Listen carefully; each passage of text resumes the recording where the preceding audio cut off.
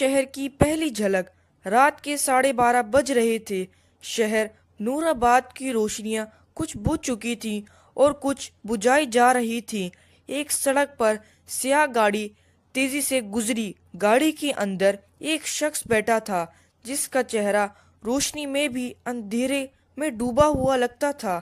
یہ تھا راغب خان، ایک کامیاب بزنس مین، ایک شریف شہری اور ایک خطرناک راز کا مالک۔ راغب نے اپنے فون پر ایک پیغام بھیجا، کام مکمل کرو اور لاش کو ایسی جگہ دفناؤ کہ صدیوں بعد بھی کوئی نہ ڈھونڈ سکے۔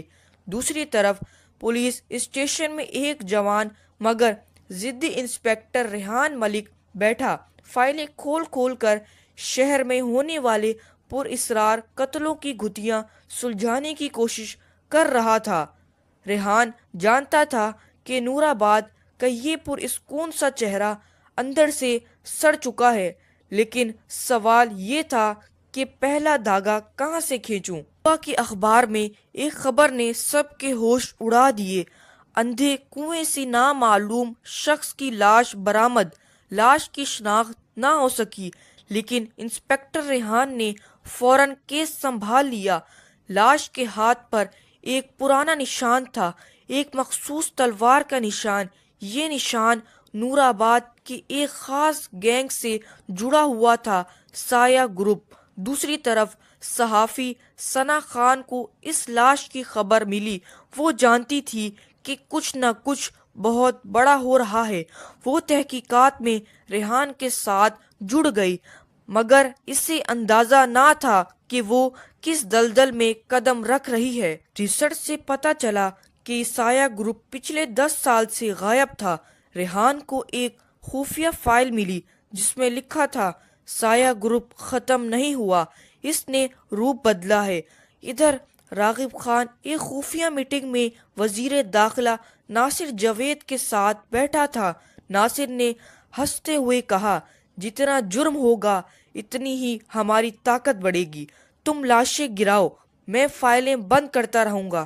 ثنا نے سایہ گروپ پر رپورٹ تیار کی اور میڈیا میں نشر کر دی۔ اگلے دن اس کے گھر کے باہر ایک خون سے لکھی چٹ لگی تھی، سچ بولنا اچھا ہے مگر مرنے کے بعد فائدہ نہیں دیتا۔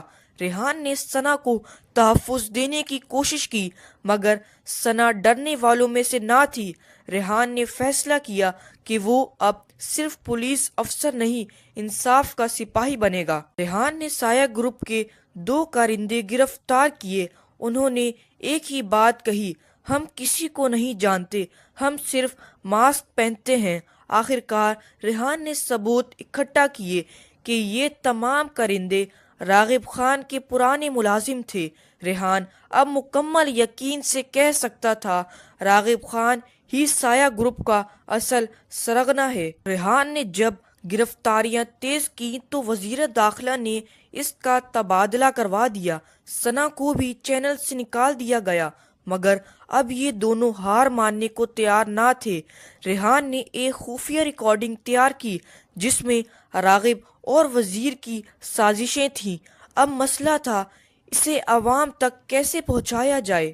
ریحان نے ریکارڈنگ لے کر ثنا کے ذریعے سوشل میڈیا پر ڈال دی۔ شہر میں ہنگامہ مچ گیا، لیکن اسی رات ثنا کو اغوا کر لیا گیا۔ ریحان پاگلوں کی طرح ہر جگہ بھاگا مگر کوئی سراغ نہ ملا۔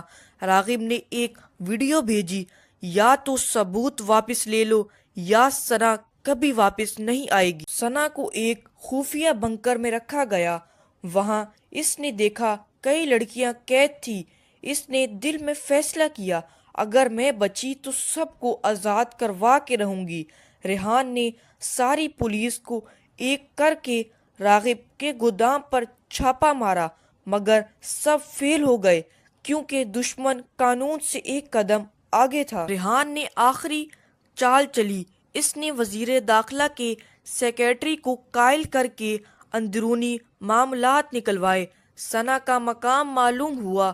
بڑی جنگ کے بعد ثنا کو بچا لیا گیا۔ ثنا نے قید میں بنائی گئی ویڈیوز قوم کے سامنے پیش کر دی۔ قوم جاگ گئی۔ راغب اور ناصر جاوید کو گرفتار کیا گیا۔ نورآباد کو ایک نیا انسپکٹر ملا، ریحان ملک۔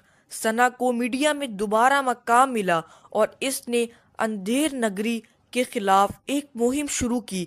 راغب خان جیل میں تھا مگر آخری منظر میں وہ مسکرا رہا تھا، کیونکہ اس نے ایک بار کہا تھا، اندھیرے کبھی ختم نہیں ہوتے، بس چہرے بدل لیتے ہیں۔